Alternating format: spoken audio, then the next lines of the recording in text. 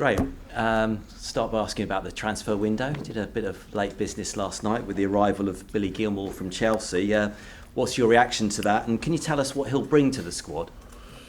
Yeah, excited. I think it's an exciting signing for us. Billy's a very able footballer, great character, great personality. So he brings that. I think he'll fit into the group. We're looking forward to working with him. It's adds a bit of competition in that area. So yeah, really pleased. It was man of the match when Scotland played England in the European Championships last year. Was on the bench in the Champions League final at a very young age, still only 21. You could argue perhaps that last season didn't work out the way that it could have done for him, playing in a relegated team. Is this a real clean slate for him now? Well, I think it's rather than a clean slate, you just go through life, you accrue experiences, and some are positive, some aren't. But that's the life of being a footballer as well. You use them for your own development. I think Billy's done that because, like I said, his character's really strong. His personality's really impressive. So whatever experience he has, he learns from them and grows as a person, as a footballer, and then we help him on his next stage of his journey. I mean, like I said before, we're excited for him. We're excited to have him here and looking forward to working with him. In terms of player sales, it's been financially it's been a brilliant window for the club. Over £100 million raised in revenue. How close were Brighton on perhaps adding further players? In particular, was there a temptation to spend more of that money? No, it's never the temptation to spend the money as such. It's more if there's the right player and the right person is available, and if not, then there's no temptation at all. It's as simple as that, and all those things have to line up. Everybody will say the same thing. You're always looking to strengthen. You're always looking to help the group, but unless the right person comes along, unless the right player comes along, it doesn't make any sense to do anything. As I've always said, the group is really strong. I like the group. I like the team. Good togetherness, good competition, good options, good variety. So we have to keep working now. I won't be the first manager that says I'm happy that the window's shut today, I'm sure. No, you certainly won't be. But thankfully, 13 games and it's open again. So I don't have to wait long, do I? Hooray. Are you just on that? I mean, in some quarters, I know there's a bit of a debate amongst the supporters that, and you remarked in a press conference recently that perhaps you were looking for a profile of a player in the form of Danny Welbeck, another striker, hasn't been brought in. How close was the club to bringing in that sort of a profile of player up front? Well, we looked.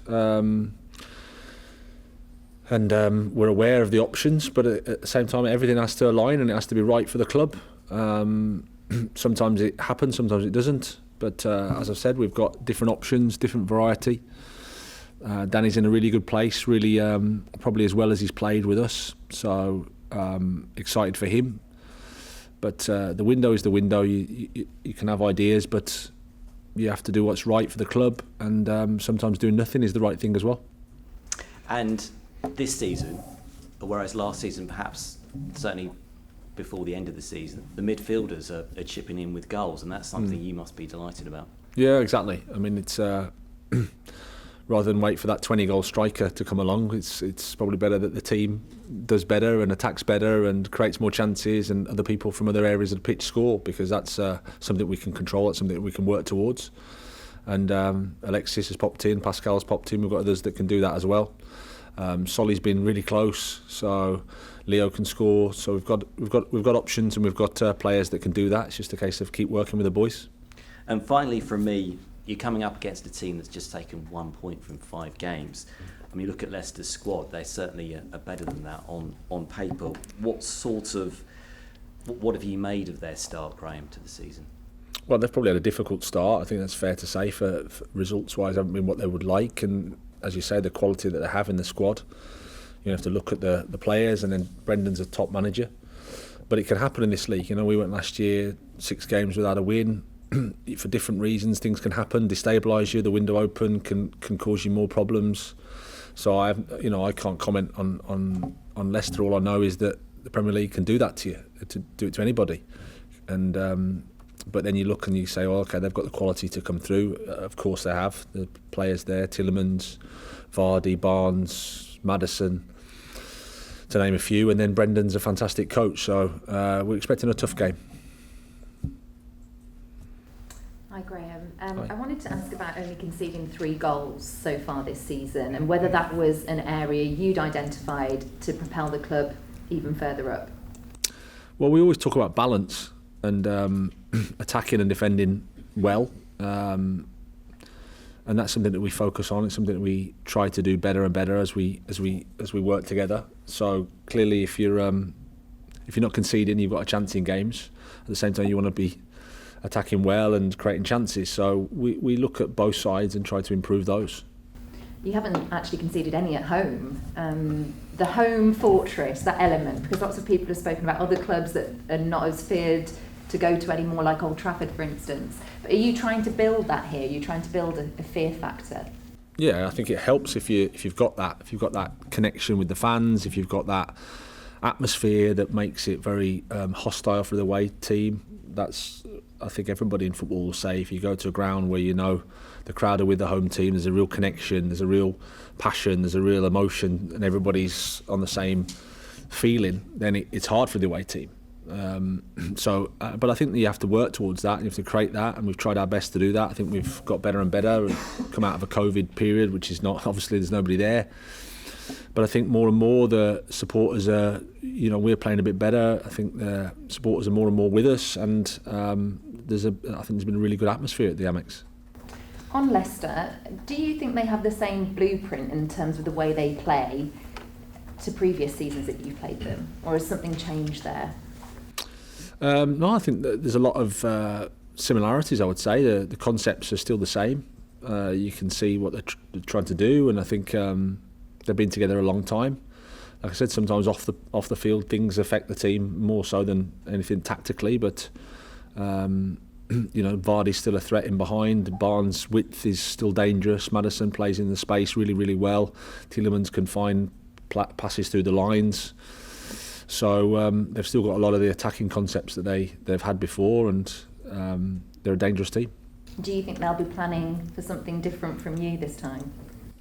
I think Brendan's an experienced coach. He's a very clever man, and tactically very strong. I think they always have an idea about what they want to do as a team themselves, and then also respect the opponent, which is what everybody, I think, does at this level. No game is the same. No game is, you can analyse the past, of course, but it's about what happens on Sunday. And I think it's going to be an exciting game. Finally, Billy Gilmour will be eligible to play. I know that you're a manager that likes to take your time usually over things, but do you think there's a chance of him appearing? There's a chance of him being in the squad, yeah, absolutely. He's trained well today. He hasn't had much football in terms of competitive games, but I think he's trained a lot, and it's just how he feels and settles into the group, but he'll be available for us. Graham, you mentioned Billy's sort of character and personality. What about his technical ability and where you see him playing in your setup?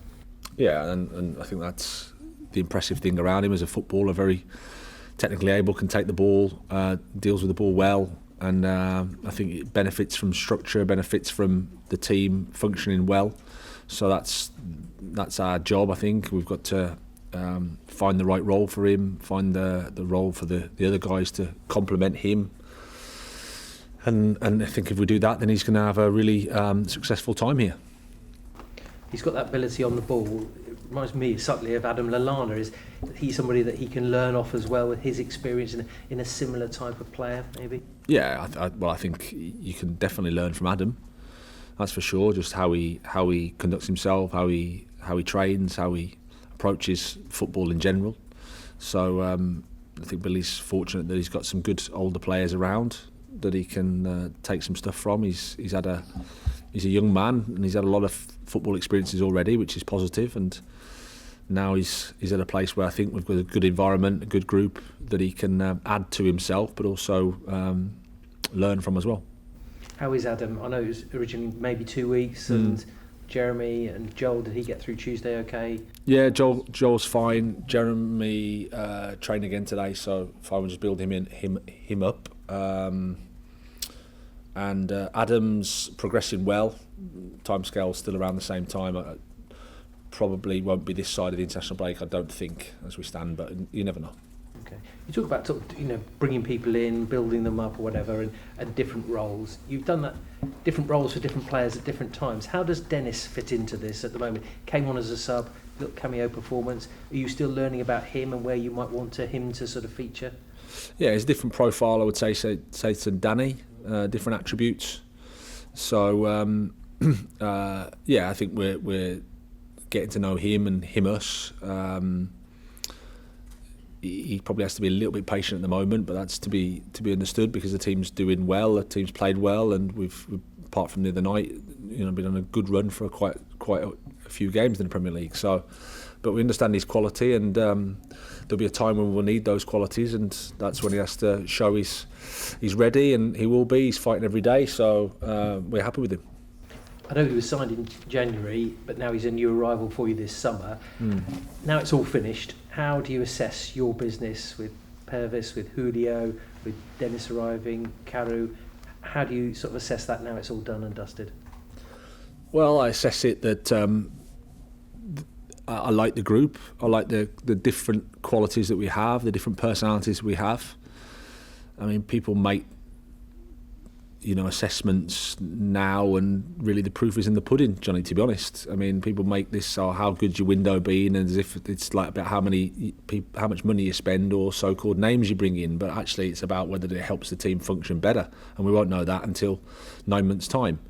But in terms of how I would assess the group, it's more about how it functions together, how the personalities are mixing together, how training is every day. The initial signs are really positive. So now it's just a case of work, and the window's shut for the long period of 13 matches, and then we look forward to the next round of transfer questions.